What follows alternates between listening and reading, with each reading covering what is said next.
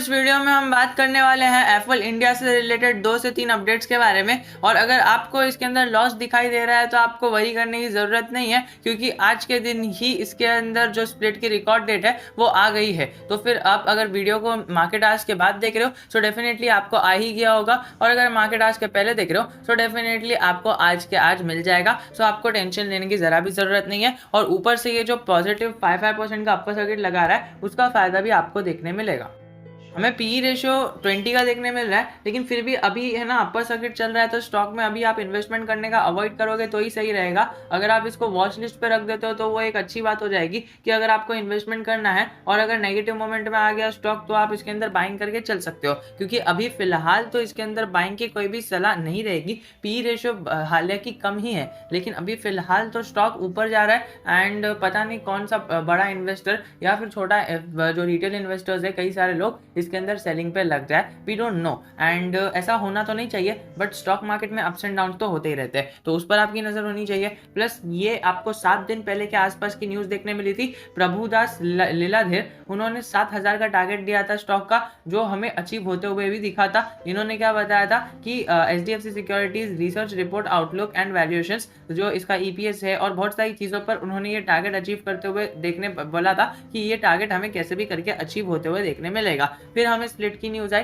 मतलब स्प्लिट हुआ। अभी देख सकते हैं आप, उनका फिर से एक एनालिसिस आया है। उन्होंने ये एक्सपेक्ट ग्रोथ बताई है कि आने वाले जो क्वार्टर है उसके अंदर 66% ईयर ऑन ईयर ग्रोथ हो सकती है। अगर हम बात करें पिछले जो क्वार्टर के अंदर जो ग्रोथ हुई थी उसकी बात करें तो हमें ना रेवेन्यू के अंदर 75% की ग्रोथ देखने मिली। एंड अगर हमें फिर से रेवेन्यू के अंदर 66% की ग्रोथ देखने मिलती है तो पिछली बार की तरह मूवमेंट होगा। अब देखिए पिछली बार मूवमेंट किस तरह से हुआ था वो हम जानते हैं, ये थोड़ा सा अपडेट होने के लिए टाइम लेगा। लेकिन अगर आप देखो तो इस साइड से इतना ज्यादा मूवमेंट हुआ था, एंड वो मूवमेंट को अगर हम फिर भी कैलकुलेट कर लेना इनके टर्म्स में तो अराउंड ओके, ये बराबर नहीं दिखा रहा है, लेकिन बहुत ज्यादा मूवमेंट हुआ था। हम बाद में चेक कर लेंगे। एक अच्छा खासा मूवमेंट हमें 3 महीने के टाइम फ्रेम के अंदर इसने दिखाया था, एंड वो दिखाना एक बहुत बड़ी बात हो जाती है, क्योंकि देखिए इसने ना 75% का जो ईयर ऑन ईयर रेवेन्यू है वो दिखाया था। अब अगर आने वाले क्वार्टर के अंदर 66% का रेवेन्यू ग्रोथ हो जाता है तो हमारे शेयर के लिए बहुत ज्यादा अच्छी बात होगी। और ये मत समझ लेना कि क्वार्टर ऑन क्वार्टर है,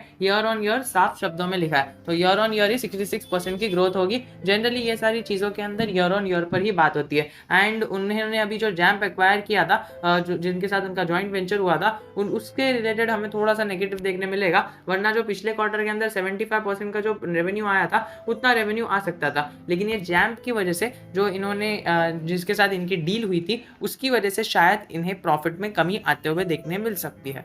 आप आर्टिकल भी पढ़ सकते हो, we expect margins to decline in Q2 financial year due to low margin gem business. तो ये आप देख सकते हो, वरना ये तो खाली है ना इन जनरल एक इनका सजेशन है और इनका व्यू है, हमें इनको फॉलो करके नहीं चलना है। मैं इनको गलत नहीं कह रहा और मैं खुद को भी गलत नहीं कह रहा, मैं बस ये कह रहा हूँ कि हमें किसी को भी ब्लाइंडली फॉलो नहीं करना है। इन्होंने जो कहा है डेफिनेटली वो मैंने भी रीड किया है, एंड कई सारे बड़े बड़े इन्वेस्टर्स ने भी रीड किया है। एंड वो रीडिंग के बाद मैंने तो एटलीस्ट वीडियो भी बना दिया है, ज़्यादा से ज़्यादा वीडियो भी बना दिया है। लेकिन मैं फिर से कह रहा हूँ कि ये जो इन्होंने बताया है इस पर हमें ब्लाइंडली फॉलो नहीं करना है। ये जो है हम इसको रीड करेंगे एंड देन इसको हम दिमाग में रखेंगे नेक्स्ट टाइम जो एनालिसिस करेंगे। तो मेरे वीडियो के साथ भी आपको यही करना है, जो मैं कह रहा हूँ उसको नेक्स्ट टाइम इसके अंदर एनालिसिस करना है। अगर आप देखो तो इंडियन रुपीज़ का जो हमें दिख रहा है, जो रेट दिख रहा है वो 74 के आसपास 75 तक जाते हुए देखने मिलेगा। अगर आप देखो तो पिछले 3 महीने के अंदर इस जगह से डॉलर के अंदर बहुत अच्छी उछाल आई है, जो एप्पल इंडिया को अच्छे स्टॉक की प्राइस के अंदर देखने मिलेगी। अगर आप इस उछाल को पकड़ भी लो ना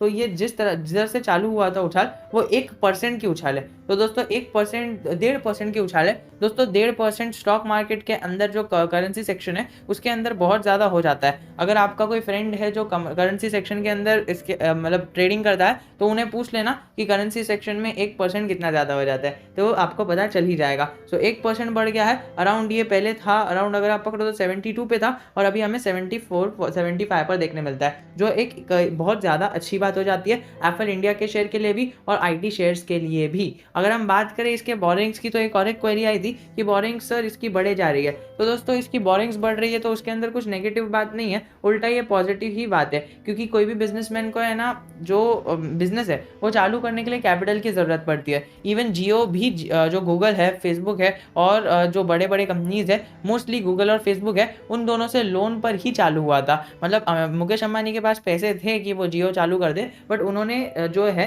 वो गूगल और जो फेसबुक है उन दोनों से लोन लिया, उन्हें इक्विटी दी और फिर इसके अंदर इन्होंने इन्वेस्टमेंट किया। So loan is the key factor in business, but loan को किस तरह से यूज़ किया जा रहा है वो हमें देखना चाहिए। एंड एप्पल इंडिया के केस में फिलहाल तो हमें रिपोर्ट्स के अंदर दिख ही रहा है कि एप्पल इंडिया अच्छी तरह से होल्ड कर रहा है एंड अच्छी तरह से अपने जो इन्वेस्टमेंट्स और बोरिंग्स है उसको मैनेज कर रहा है। फिलहाल हमें दिख रहा है, वी डोंट नो कि पर्दे के पीछे क्या चल रहा है, बट जिस तरह से हमें दिखाया जाएगा हम उसी तरह से देखेंगे। जहाँ जब से ये लिस्ट हुआ है 3 साल से अगर हम देखें तो इसकी जो सेल्स की प्राइस है वो 46% के अपसाइड के अंदर ट्रेंडिंग पे जा रही है। सो ये एक अच्छी बात होती है स्टॉक इन्वेस्टर्स के लिए भी और कंपनी के आने वाले अच्छे वाले फ्यूचर के लिए भी। अगर हम देखें तो पिछले जून क्वार्टर के अंदर इसकी होल्डिंग गिरी है, जो एक नेगेटिव बात तो ज़रूर है। अगर हम देखें ना तो सर मेरे को एक क्वेश्चन भी आया था कि सर ये एक मतलब DHFL जैसा हो रहा है, DHFL में भी है ना हमें बहुत ज़्यादा स्टॉक की प्राइस ऊपर जाते हुए देखने मिली, बहुत सारी अच्छी चीज़ें होते हुए देखने मिली, लेकिन फिर उनका जो प्रमोटर है वो लोग है ना इसको सेल आउट करके निकल रहे थे।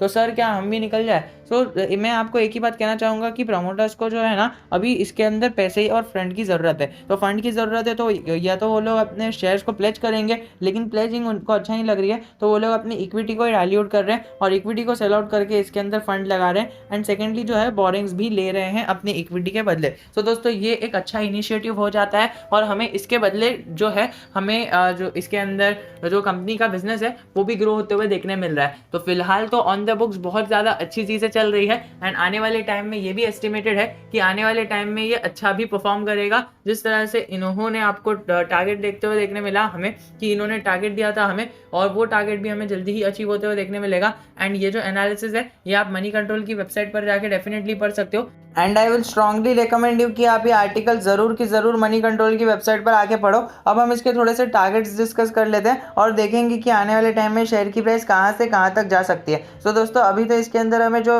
जिसका चार्ट पैटर्न है वो थोड़ा सा एडजस्टमेंट के स्टेज में होते हुए देखने मिल रहा है। तो एडजस्टमेंट के स्टेज के अंदर हम इसे डिस्टर्ब नहीं करेंगे, हम बस जानने की कोशिश करेंगे कि आने वाला फ्यूचर कैसा हो सकता है। तो वो सारी चीज़ें हमने पिछले वीडियोज़ के अंदर जानी है। तो इसके रिलेटेड हमने जो पिछले वीडियो के अंदर टारगेट लिया था वो अराउंड 2000 के आसपास का जो है वो लिया था आफ्टर स्प्लिट एंड नाउ अभी 2000 का टारगेट अचीव होते हुए हमें देखने मिल सकता है अराउंड, अगर आप पकड़ो तो ये फाइनेंशियल ईयर एंड होने तक हमें ये 2000 का लेवल अचीव होते हुए देखने मिल सकता है। ये टारगेट नहीं है, ये इन जनरल एक स्टॉक का प्रेडिक्शन है कि इस प्रकार से अगर मूवमेंट चलती रही जिस प्रकार से इसका बिजनेस चल रहा है एंड अगर बिजनेस के अंदर कुछ कमी नहीं आई तो 2000 के लेवल को ये आराम से अचीव करके ऊपर चले जाएगा। अगर आप अभी भी देखो ना तो अभी भी इसके अंदर जो फेस वैल्यू है वो बची हुई है।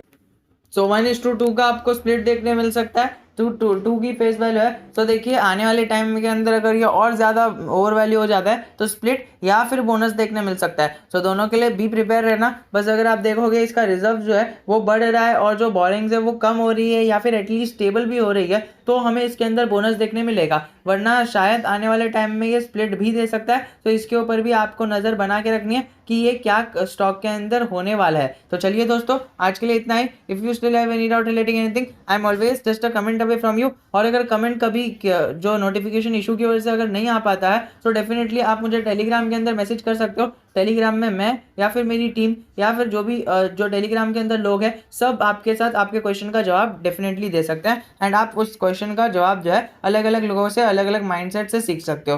तो जय हिंद, जय Bharat. We will be meeting in our next video.